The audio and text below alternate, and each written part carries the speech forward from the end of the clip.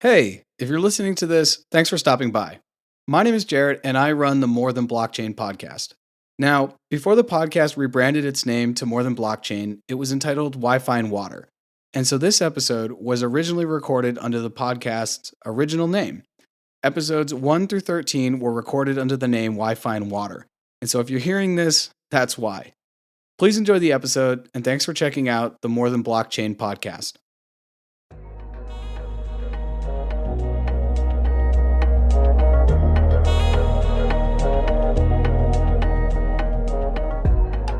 Cryptocurrency is fairly new, and within the complex cryptocurrency ecosystem, there's a whole world of NFTs, or non-fungible tokens. And our guest today, Brendan Gillen, is going to share his experience and journey investing and engaging with the NFT space. The NFT space is still super niche, and not a lot of people are in it, but those who are in it have an amazing insight into the current market and the future potential for the overall space.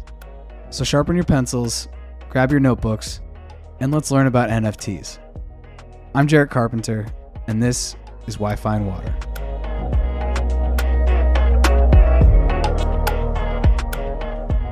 Brendan, welcome to Wi-Fi and Water. How are you? Good, Jarrett. How you doing? I'm doing well. You're in studio. How does it feel? It feels wild. Thanks for having me. Absolutely. After, I told you that I started this during the pandemic. And so for most of the pandemic, I was just doing it via Zoom. So you kind of have like your own comfortability and you get used to Zoom, and I work from home. So I'm always used to having like 2D relationships. And now you're here in the person and it's great. And let's go back to the 2D, even though I guess things are kind of going to be VR, AR. But today we're going to talk about NFTs. So now I'm going to put you on the spot and ask you to define what an NFT is. It's a non-fungible token. So it's basically a one-on-one limited value that gets put on the blockchain. Blockchain meaning a transparent area where we can trade Ethereum and buy stuff.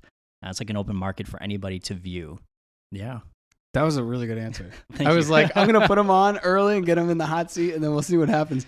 I think that's a really good answer. And I was listening to someone the other day, and I forget who it was, but they were like, when you're sitting around your Thanksgiving table this Thanksgiving, and someone asks you, because you're into crypto or NFTs, or something about it, and they say, hey, what's Bitcoin? The guy said, this is what you say. Bitcoin, and Bitcoin leads into NFTs, but it's the first time in human history that we've had digital scarcity on the internet. Mm-hmm. And from Bitcoin comes Ethereum, and a lot of the NFT projects are built on Ethereum and obviously off of the blockchain. And so it's really the first time, in the past, you could have Mona Lisa, you could have a knockoff. And it may be actually really tough. Mona Lisa is probably the worst example because it's the most one of one there is. But, you could have a piece of artwork and it could be someone else could do a really, really, really good version of it.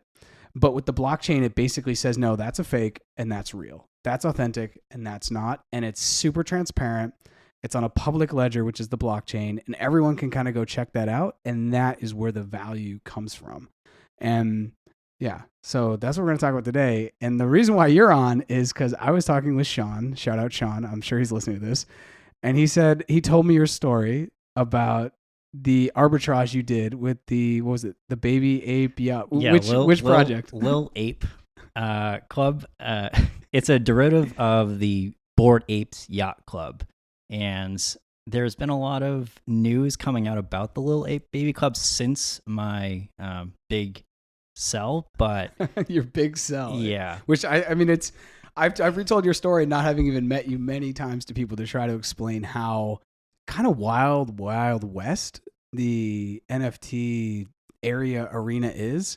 And so, yeah, tell us more about the baby. Was it the Baby Ape? Lil Baby Ape Club. Okay, yeah. Little Baby Ape Club. So tell us, how did you come across it?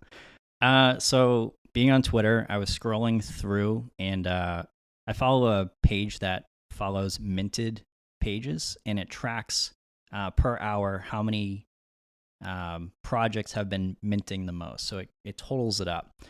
And 1 hour actually caught my eye on Sunday, and it was Lil Baby Ape Club had minted about 1,300 in 1 hour. That means that 1,300 NFTs sold in 1 hour. So that's 1,300 to however many people that was. and they were selling at 0.02 ETH, which at the time was about $300 plus gas. And gas is the fee on the blockchain for running the transaction. That's how the miners make their money. Bought actually 8 of them, and sat on them because I was actually down on trading for NFTs. I'd only been doing it a couple weeks, and I started off with about 2 ETH from the beginning, my initial investment, and got down to actually 0.5. So this was kind of like a Hail Mary pass in which that, it was kind of scary. So I had some FUD later on. About FUD. For all you listeners who are new or old to crypto, FUD is fear, uncertainty, and doubt around. Okay.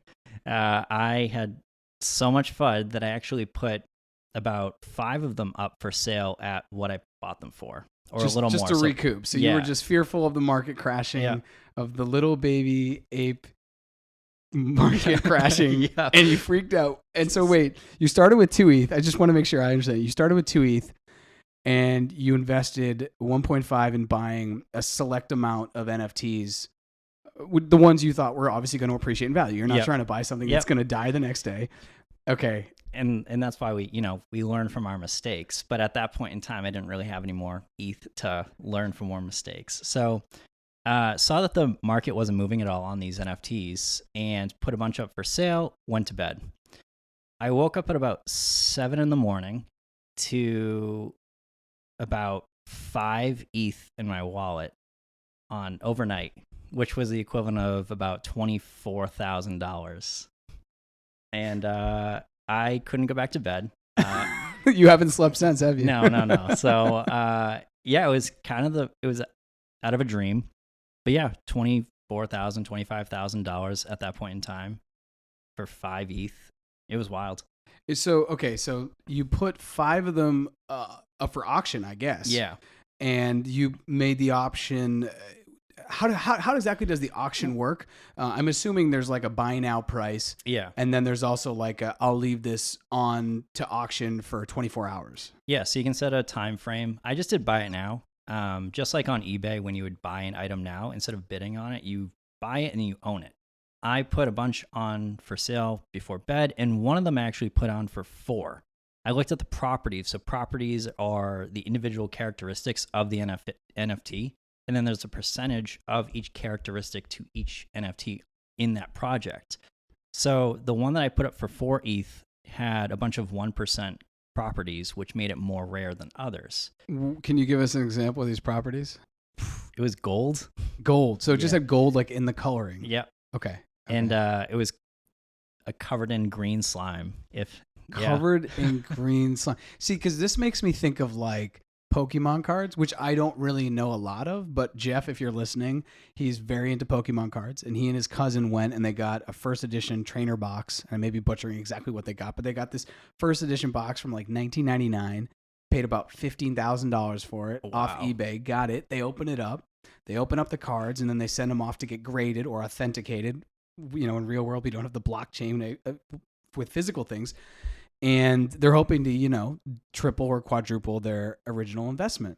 But things that will make a card maybe more valuable could be, I guess, like an error or a common error that happened on the printing press from this particular printer that was in Japan or whatever. And so I guess the properties are kind of like that. They're like really, really unique things amongst the 1,300 NFTs from this collection that just kind of add more value. Is it something like that? Yeah. So there's rarities. So there's limited numbers the higher you go. So you want to get the ones that are near the top of the charts. So mine was one of the top 10 most rare in the entire collection. So in total, there was 5,000 other little baby apes. And there were a lot more people that wanted to get in on that project, but they missed the minting process. So once 5,000 mint out at the 0.02 price, it goes on to the OpenSea market, OpenSea being basically the eBay of NFTs, and everybody wanted them. And I had no clue until I woke up the next day where the floor had hit about 0.9 ETH, and the floor being the the lowest price for one NFT out of the 5,000 was 0.9. And so yours, the one that sold for 4, that you said this has a lot of properties, I'll throw it up for 4. If it doesn't sell, I'm still fine. Like, the world's not going to end. Or maybe I'll lower the price. I'll bring it down to 2 and see what happens. So the floor then became, when you woke up, literally to 0.9. You sold yours for 4. Did you see any others that sold for 10 or 20? There was one other that sold for, I believe, 7.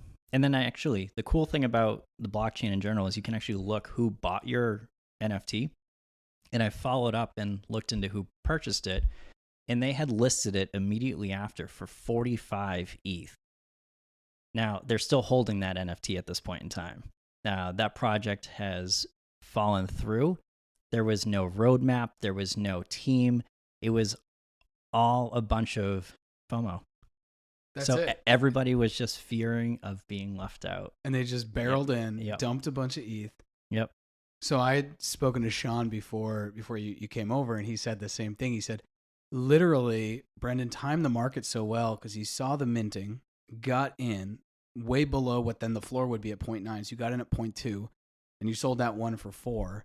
So you had a crazy arbitrage as far as Xing your money. And then when you sold, it seems like you got out within days before the floor just kind of fell out. I sold everything. You sold everything. You sold all those, all the little babies are gone. All of them. Okay, cool. So how many, but you still have your own, do you have other NFTs that you're holding on to more longer term that probably aren't going to be a 7-day arbitrage? Yeah, I actually purchased one NFT today for 3 ETH because of who it's affiliated with.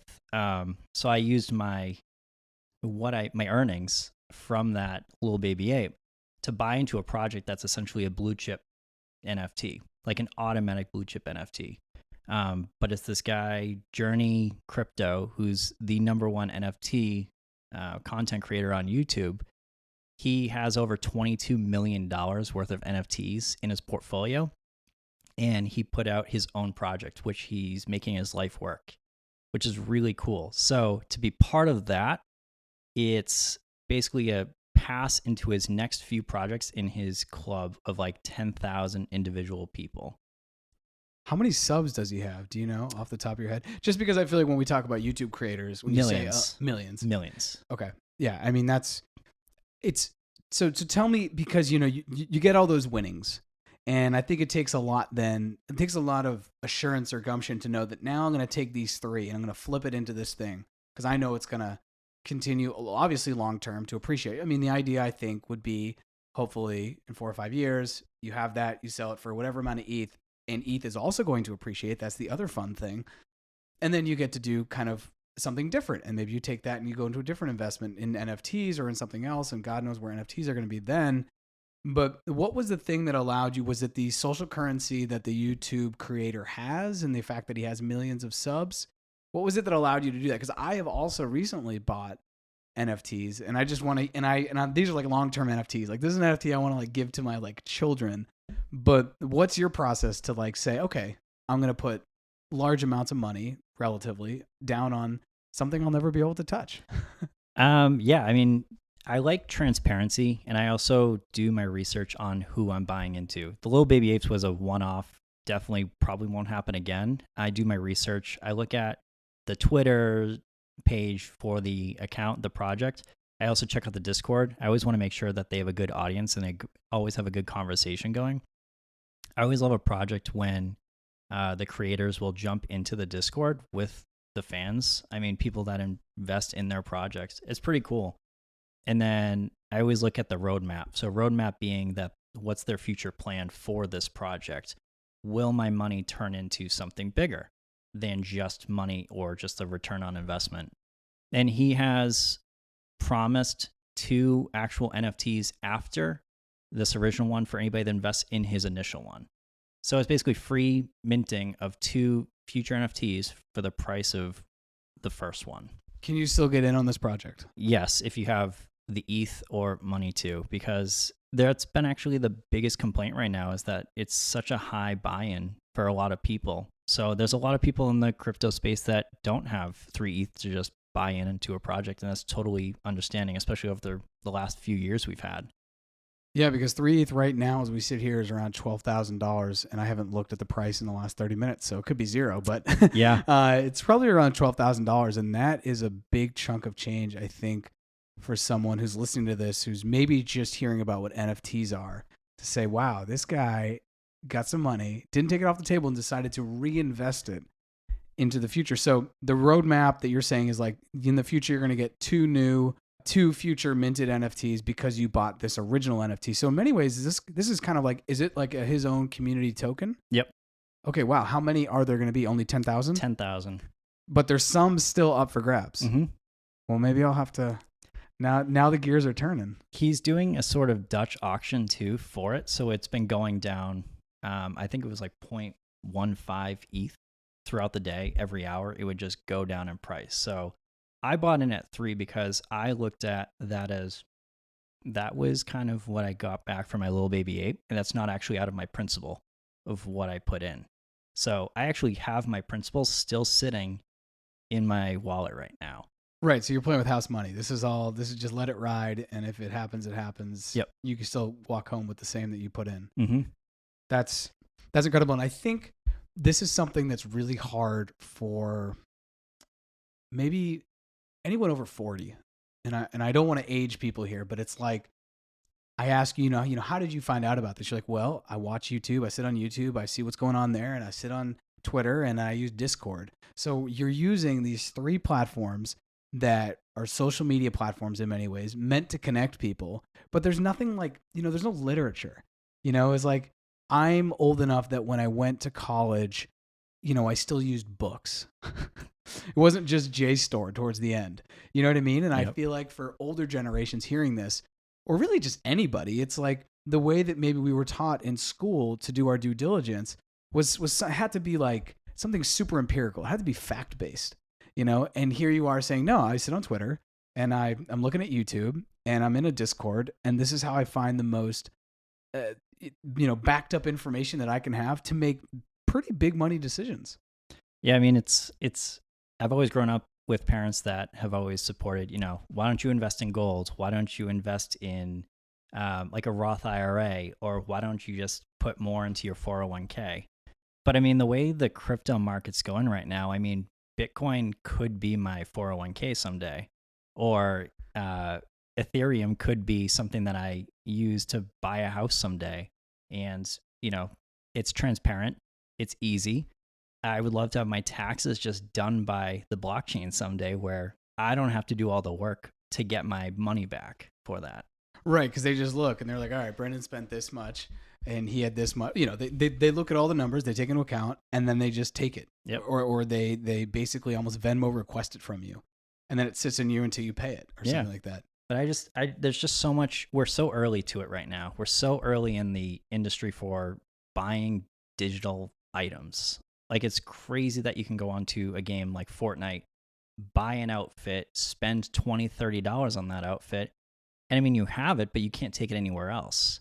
Using NFTs, you will eventually be able to use them on like Twitter and Discord and other places for your cosmetics and be able to take it across platform to platform. It's going to be really cool. I'm so hyper aware that this is happening and I'm so excited about it. But at the same time, there's also like, it's anxiety mixed with like crazy. It's a little bit of anxiety, I think, and even I have to admit that. But it's also like, I'm way more excited for all this to happen.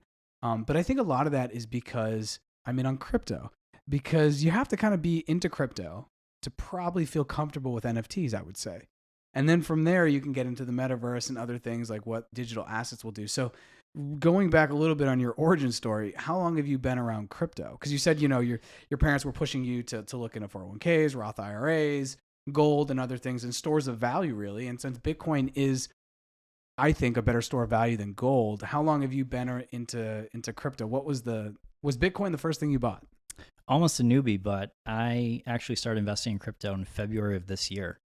I had been told by a friend, we had a lot of crypto conversations, and he convinced me. So I actually sold about $5,000 of Apple stock and divided into two. So 2,500 I put into Ethereum and 2,500 I put into Bitcoin. This is after like 50, 60 hours of research, watching YouTube videos, listening to more podcasts. I always do my homework before I buy into anything. Super careful about my investments. So, and I love to collect stuff too. So owning an item like Bitcoin is really cool. Owning, Ethereum is really cool. And to just see how much it's gone up over the last year, it's crazy. So like my 2,500 I put into Ethereum is about $10,000 now from February of this year. Yeah, I think Raoul Paul said it the other day, but he's like, in a bull run, you just need to pick something and wait. Don't sell. It's going to go down a little bit. Just wait. Give it the time. It's kind of like when you open a bottle of wine, it needs to breathe a little bit. But in a bull run with crypto, you just got to wait. And you're going to see returns that, in your 401k or your Roth IRA would take 20 to 30 years to do, to 3x to 2x or whatever it would take. So it's been fun. And Sean was actually telling me that you guys were out on a trip in Washington and saw a dog and then decided to buy crypto. So I'll let you take that one away. So we were on a hike in Washington, outside of Seattle, and we were walking along, and we saw a Shiba Inu in the flesh walking around in this state park that we were walking through. Sean looked at me and said, "Man, this is a sign." So I said, "All right, man, I'll take your word for it. Let's go." So I put $100 into Shiba Inu, and he did, I think, like 50 or 100 at the time. We sat on it, and a couple months later, we're up like 75, 100% on our investment, and then it just kept climbing. Since then, though, I have actually exchanged my Shiba earnings to ETH. I think he did too. Did you guys talk about that? Because I feel like he said that I think he's still letting it ride. He's on the fence. He wants to go. He wants it to go up more because the whole market for the last couple of weeks have been pretty up and down, mostly down. Bitcoin's been a little down. Ethereum's been a little down, but he wants to ride it, get more back, and then he'll exchange it for ETH. The thing with Shiba is kind of like the thing with Doge, which is like it was a joke, but if you keep saying a joke long enough, it kind of becomes like real or something. It's like you keep joking around that player can't shoot, and all of a sudden they're hitting threes or something like that. And that's what I feel about Shiba. And she was actually now, I think you can buy Lambos with it. Did I read the other day? Or Ferraris. Like there are certain places that are really starting to like accept it, just like Doge. Like you can now use Doge in certain places that maybe you're not going to shop, but that people are accepting it. Yeah, I bought Doge once upon a time as a joke. I got like $50 in dividends back to me one like fine day in June of 2020, and of Doge. And please tell me you kept that. No, I paper handsed because I mean, look how far it's come. I mean, everybody was like, you had $50 of Doge back then. Now it's like $20,000. That would have been on a $50 investment. Yeah, it would have been a lot. I had put 120 into Doge. I just had it in my Robinhood. And this is not a shout out to people to use Robinhood because I don't think that their crypto capabilities are where other places are like Binance or Coinbase or even Gemini.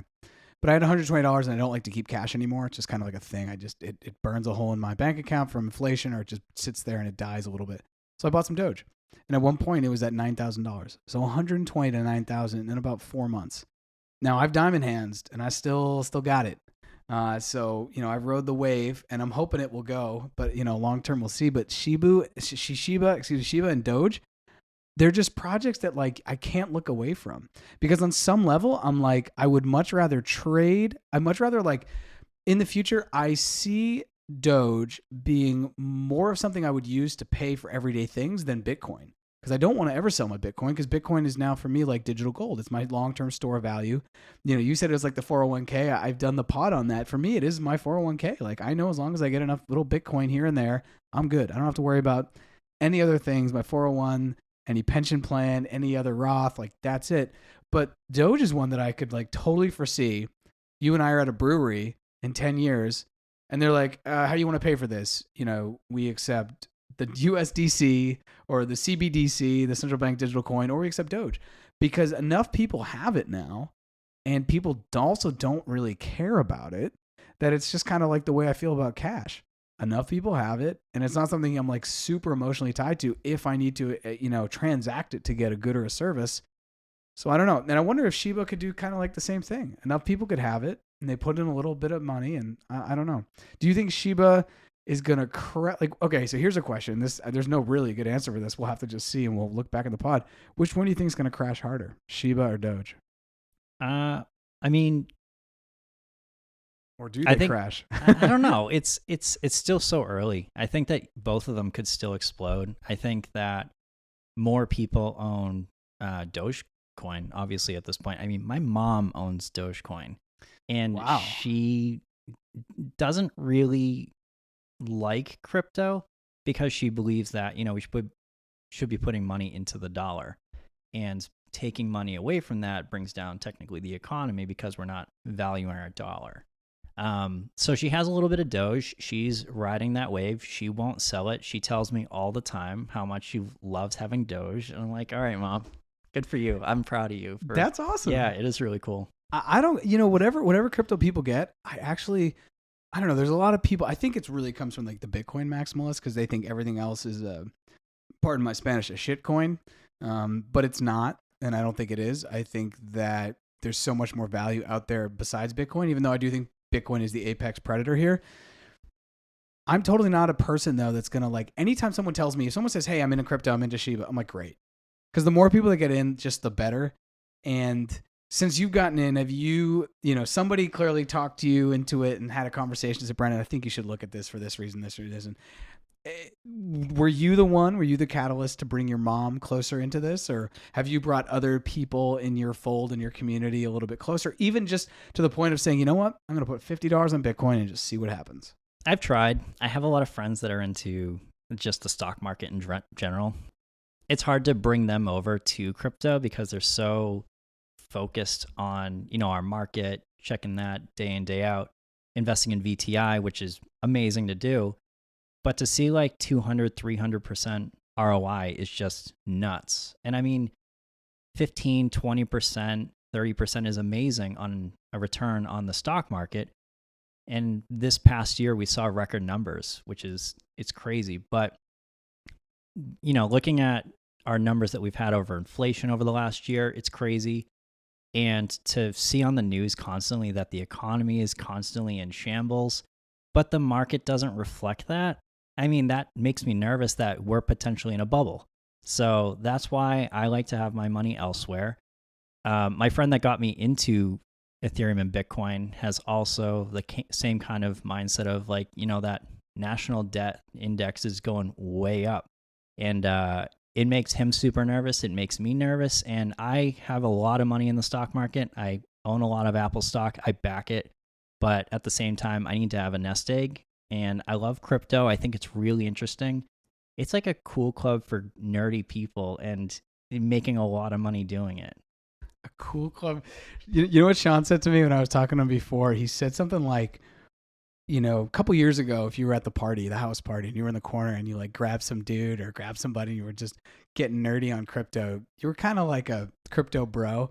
But he's like, the crypto bros have now moved on, and now they're the people at the party who are like talking about NFTs. Just now that crypto's a little bit more mainstream, because most people listen to this podcast probably have Cash App, Venmo, PayPal, or Square, and now which all offer you the ability to easily get crypto. So with NFTs, and you've talked about like the future of NFTs and buying digital goods, what's something that you're super excited to see moving forward with NFTs? Because clearly it's going to move beyond art. Art is just the first chapter of the first book of a volume of books in how NFTs and the blockchain are going to probably change the world we live in.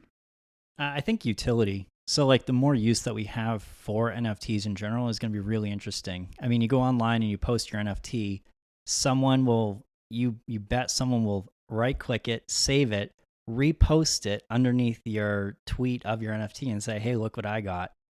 But I mean, you can try and sell that, or, try and use the utility that's on that JPEG. There's nothing there. I own that JPEG and I own the utility behind that. It's kind of like taking a picture of the front of a house. Like you have that picture, you have a nice picture and it's a nice house, but what do you have on the inside? Nothing. Like I own that. So, I mean, when we look at NFTs and we look at utility, I mean, Bored Ape Yacht Club is an example. Their utility is creating more NFTs and they're going to be turning into their own coin. and they have, exclusive parties, they have exclusive hangouts. You're part of a club, and it's really cool.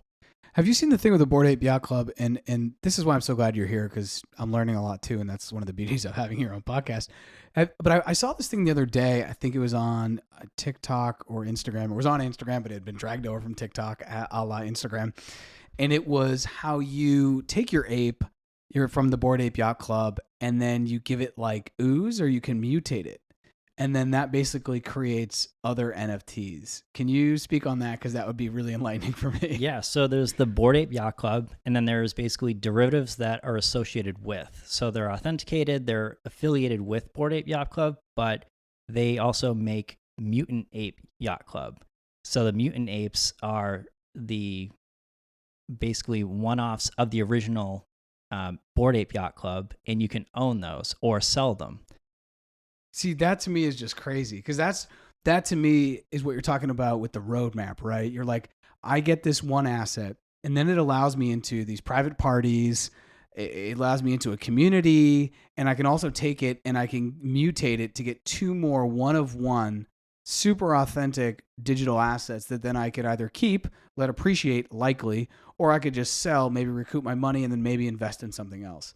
That to me is like, because I saw it the other day, and I kind of, that's what I thought. It was one of those things where like you understand it, but you don't believe that you understand it because it seems too crazy. And that to me is really cool. And I remember I read that I think Steph Curry had picked up a couple Bored Ape Yacht Clubs. It's pretty big in the NBA. And just overall, crypto is becoming exceedingly more mainstream. Obviously NFTs too, but crypto, I read that Odell Beckham Jr. has said he wants his entire salary in Bitcoin, which I think is a great move, obviously. But where else? So I want to start to think farther down the line. What's something that you think crypto is going to do that it's not doing now, but that will be good for people that maybe don't even need to get into crypto to reap the benefits of it? I think it's just a value that's going to go up for people. So, for instance, Tom Brady recently gave away 1 Bitcoin to a fan that returned his record football to him. But I mean, looking at it then, it was about $60,000 that he's handing him. Who knows what's going to be in 5-10 years? That could be an amazing gift from Tom Brady to this fan. I wonder too, it's like that particular Bitcoin and transaction, is that Bitcoin worth more because it's a Tom Brady Bitcoin? Does that make sense? The reality of it is no, right? Because a Bitcoin's a Bitcoin. And I remember that people were talking about this back a couple months when they were like, if you mine Bitcoin using all green energy, is it going to be, worth more than a Bitcoin that was made with coal energy? And the reality of it is no, it's going to get mixed in and people are going to forget, and then it's going to get siphoned off, and someone's going to buy 3 sats over here, 2 sats over there, and you're going to kind of forget that. But do you think there's a way to like take a picture of the thing and say, this is like, buy this NFT of me giving Tom the ball, and then this Bitcoin is worth, I don't know. We just live in a world where I could see that happening and somebody would buy it for like 10 Bitcoin, or 300 ETH. I mean, don't get me wrong. I'd love to have that Bitcoin from that's Tom what I'm Brady. saying. Because then you just like, not only is that Bitcoin going to continue to appreciate, and one day I'm excited when it, hits a certain amount, but that's my Tom Brady Bitcoin. I mean, yeah, when it comes down to it, who wouldn't love to have a Bitcoin from Tom Brady? But I also think in the NFT market, wouldn't you also love to have an NFT from one of the biggest, or one of the people that owns a Bored Yacht Club ape? I mean, they're the ones in that atmosphere that are the famous people. Like, they're the ones that are on the Twitter spheres, they're on Discords, if you're going to invest in an NFT, you want to see who's in that project. So that's also why you go into the Discords. And if Tom Brady's in an NFT project, I mean, it definitely will make it go up in value because he has a lot of money and he's going to be investing in that. But also, you look at these Bored Apes as their pictures or other projects that are massive blue chip projects, and you back that project. I mean, yeah, it definitely will shoot it up in value quite a bit. I haven't even, and this is total admission, I don't even have an account on OpenSea. I went on OpenSea for the first time not even a week ago, but I've been around NFTs for a while. One of the first projects I invested in 2017 was Engine, and that is continuing to be awesome investment. And I continue to look at it and, see price points where I want to continue to throw $100, $200, $300 into it because I don't think that that's going anywhere. And because that is also I believe it's the cryptocurrency that they use on Minecraft. And Minecraft is like one of the biggest, kind of just create your own world games out there. When you're thinking about new projects or whatever, you got Discord, Twitter, YouTube. Who are the 2 or 3 content creators or personas that you find like super, super valuable? Because if people are listening, they're like, yeah, I want to get into NFTs. And I totally agree that I have to do my own research before I invest. But God, where do I even go? How do I find these Discords that he's talking about, There's a couple of YouTubers. I like Journey Crypto a lot. He's been always the guy that's super successful, and why not follow the money? Go towards the source of who's making the most in the market. Because if it's working for them, it might work for you. The other person I've always looked to is over the last year is Andrei Jik. He is from Russia, came here, started as a magician in Las Vegas, and has since made millions of dollars on dividend investing and buying into crypto, buying into Bitcoin and Ethereum. And those are pretty much his biggest stakes, but he has some altcoins that he talks about, but he educates everybody transparently on every process, and not about crypto and always, but it can be about the stocks or, new laws being passed, things like that. And the more education that he gives, it's been teaching me a lot. How do you spell his name? Andrei Jik? Andre Jikh, I believe. Jikh, okay. But his channel is unbelievable. He's younger than me and is living a life in Las Vegas. He bought a house this year, paying all cash because I believe he had to at that point in time. But yeah, I mean, he does videos every Monday, Wednesday, Friday, and spends about 40 hours on every video working on it. Really? Yeah. Kids these days under 12 years old, more of them want to become YouTube creators than professional athletes. And so moving into the metaverse with that world of content creators, you got Journey Crypto, Andrei Jik. Have they started to talk about where they're going to play a role in the metaverse, where their content is going to play a role, or how any of that works? Journey Crypto is all about the metaverse. So he actually doesn't sell a lot of his NFTs. He's got over 2,400 NFTs in his portfolio, which is well over $22 million. But he is thinking long term. He does not think about selling them. He has, I think, over like 15, 20 Bored Apes in his portfolio. And at this point in time, the floor for Bored Ape is 44 ETH. It's 44 ETH. So my math, not that rusty. That's about $132,000. Yep. The floor. Yep. Wow. And what's the ceiling, dare I ask? I mean, the ceiling being that one of the Jenners or Kardashians reached out to one of the Bored Ape holders and asked if she could buy it off her, and the person holding the NFT said no. So that's how big the ceiling is. Right, and some of the Jenners are billionaires. Yeah. So we're talking millions of dollars. Yep. Oh my God. See, this is why I had to have you on the pod.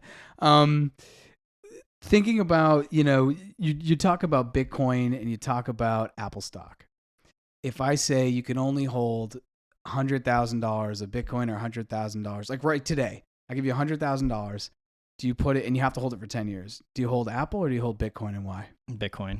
And I know you work for Apple. We're not trying to split hairs here. We're not trying to split hairs. Bitcoin, and why? I think the numbers that we keep seeing is just out of this world. People kept doubting it, kept saying it's never going to reach, 10,000. It's never going to reach 15,000. And it just keeps breaking the ceiling. No one knows where the ceiling is. No one knows where the floor is. With Apple stock, it's always going to be a good investment. Always, always, always. It's a great blue chip stock. Pays dividends, but is 4% really worth it in the end? Where I could be putting $100,000, get 2 Bitcoin, and just hold on to that, ride it the wave. Predictions from banks across the line are saying like 150,000 over the next year. Yeah, I wanted to ask you on your own opinion, from all your research, and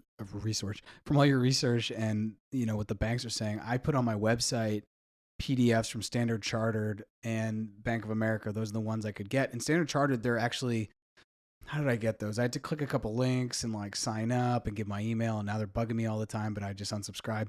And then the Bank of America one, when that came out, I had to like fill out a whole profile. I had to do all this work to get it because the banks are aware of what's happening and what could continue to happen, but they're not making it like super easy for the average Joe Schmo investor who just, has a bank account, or just the average, honestly, US citizen.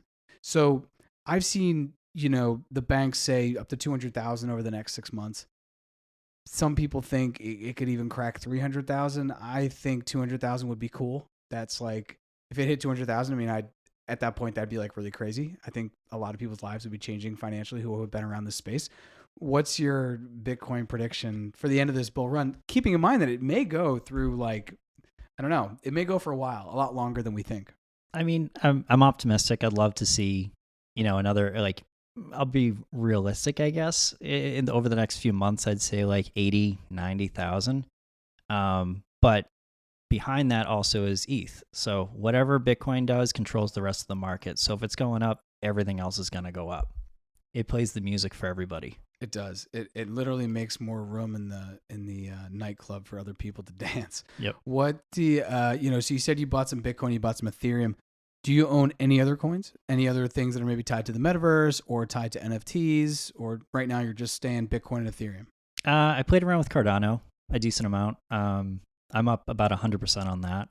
I always DCA on any like altcoins, and then but yeah, I'm up 100% on Cardano. I don't plan on selling that. It's dropped quite a bit over this bull run, which is really weird to see an altcoin do poorly in a bull run. But I mean, it's co-founder of ETH, so I believe in it. I think that from a transactional standpoint, I think Cardano is more efficient. It just doesn't have the big audience like Ethereum does, and it's also not spoken about as much. But everybody that buys Cardano is like diehards. Are you staking yours? No, I just have it in my wallet. I've thought about staking, but I honestly don't have enough of it in there. I have about $200 invested in it. Yeah. Can you also go back, and I know what the acronym means, but tell everyone what DCA means? Dollar cost averaging. Cool. Dollar cost averaging. And we talked about that before on the podcast, but I think it's really important to, if you believe in something, whatever it is, just putting a little amount every month, not worrying about the price because you believe, you believe in the long-term roadmap of appreciation. It's never a bad tactic, especially with crypto, because it's so volatile. It's really tough to time the market. Other than OpenSea, where else should people maybe think about looking for NFTs? Any other places that you think are good places? I've been looking into Solano. I mean, that's a market that is definitely untapped at this point. They have their own coin. It's gone up over, like a year ago, it was trading at $1, and now it's at $200. I mean, it's a coin that don't we all wish that we got in early enough? I looked at when you bought into Bitcoin Ethereum in February, it was at $6, and I decided to put my money into Harmony, which has also performed very well. But I'm still like, wow, that performed even better because it's $6 to 220 or 230. I mean, Raoul Paul says it's tracking Ethereum, so it could go up to like $800. I mean, which would just be unbelievable. The crash is also going to be brutal with Solana because I think it's a little overheated. Mm-hmm. But okay, so you looked at Solana, but you're probably just staying with Ethereum and OpenSea at this point. Yeah, I mean, it's just gone up so much. Everything in the market's so high right now, and I don't have enough money to just throw around. I have it all where it's supposed to be. Totally. Everything I have is really in Ethereum and Bitcoin. Bitcoin, I'm not going to touch. I mean, I just keep adding $100 here and there. I buy in when I see red. So a lot of people panic sell when they see the market going down, and I actually just keep buying more. I don't ever plan on really getting out of Bitcoin or getting out of Ethereum. It's going to be always staked somewhere, or it's going to be invested somewhere. NFTs is a great way of moving around that Ethereum and then potentially getting it back with a lot higher of a return. Well, Brendan, thank you so much for joining us, and you will hopefully be coming back on if you'd like to join us again. Thanks, Jarrett. Thanks for having me. Thanks again for listening to this episode, and a big shout out to Brendan for being an amazing guest. I think one of the things I like so much about crypto is that it's a community. And whenever you meet someone else, you're going to kind of share your story and you're always going to learn. In crypto, in NFTs, in the metaverse, in anything that really has to do with blockchain, we're all constant students because the space evolves so rapidly. If you're interested in learning more about crypto, NFTs, or hear more episodes from this podcast that are focused on the metaverse, NFTs, or crypto, head over to jarrettcarpenter.com/crypto, and there you'll see more episodes from Wi-Fi and Water. You'll also see the 2 documents or the 3 documents that I referenced today. They're from Standard Chartered Bank and the Bank of America that have to do with crypto. They're investor guides, and they're not necessarily easy to find on the internet, so head over to my website and check them out. You'll also see 2 YouTube playlists that I've curated. One's for novices to crypto, and the other one's to more veteran traders. But go check those out, because there's always something to learn. Oh, and before I forget, on the episode today, I did some mental math, and I said that the 44 ETH for a Bored Ape Yacht Club NFT would come out to be about 130,000. This being the floor for the price is actually more like 180,000. Please go ahead and follow us on Facebook, Instagram, Twitter, and TikTok at Wi-Fi and Water Podcast. And no matter where you're listening to the podcast, please subscribe, and if you feel so inclined, leave a review. Thanks again, and we'll see you next time.